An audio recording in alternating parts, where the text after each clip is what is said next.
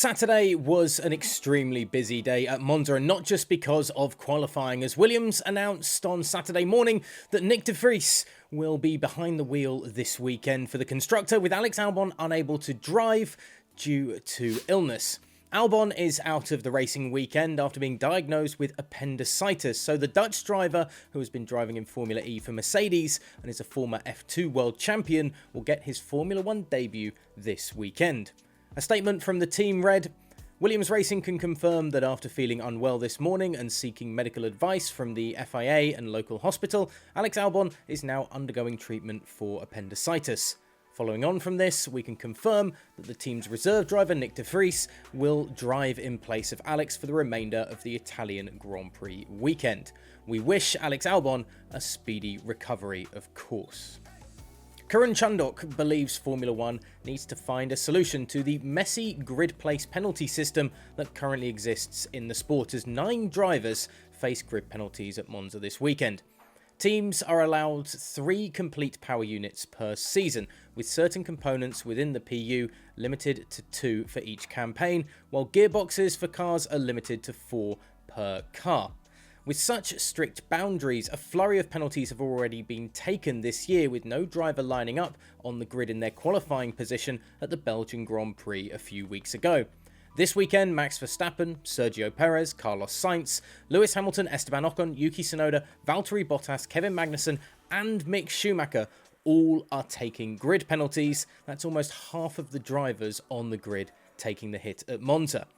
With an equally convoluted system in place to determine the grid when penalties are taken into account, trying to figure out the lineup for Sunday's race as a fan is pretty difficult. It's been pretty difficult for us today as well, but here at GPFans, we've got your back, don't worry.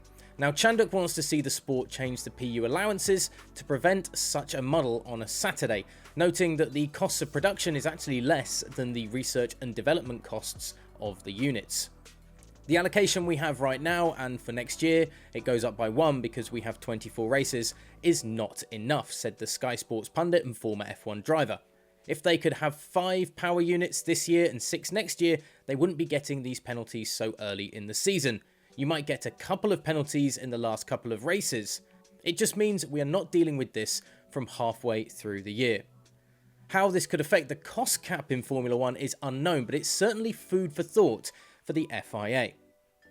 As for the action on track, there was plenty of Scuderia supporters cheering at Monza after qualifying as Charles Leclerc took pole for Sunday's Italian Grand Prix.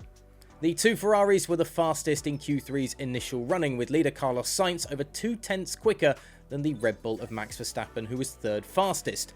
The Scuderia drivers flipped, with Leclerc taking a 1 minute 20.161 and pole position for Sunday's race in his second run, with Verstappen's second run putting him 2nd fastest on Saturday, a 1/10.5 almost off the pace of the Monegasque driver.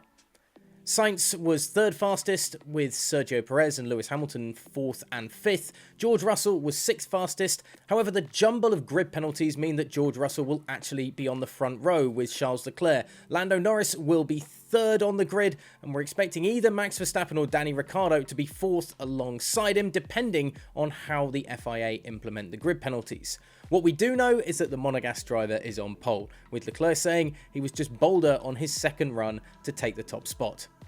"I just took much more risks," began the Ferrari driver. "I knew that there was quite a bit of potential in the car, but I didn't put everything together. I knew that in this last lap in Q3, I had to put everything together, and I managed to do it. So I'm very happy with the lap, very happy with the performance." So Leclerc on pole for the Scuderia in their home race. But can Ferrari hold on for a race victory, or will pit lane blunders hinder them again? Follow all of the action on GPFans.com and GPFans Global on Twitter, Instagram and TikTok as well. And we will bring you confirmation of the grid as soon as we can across our platforms.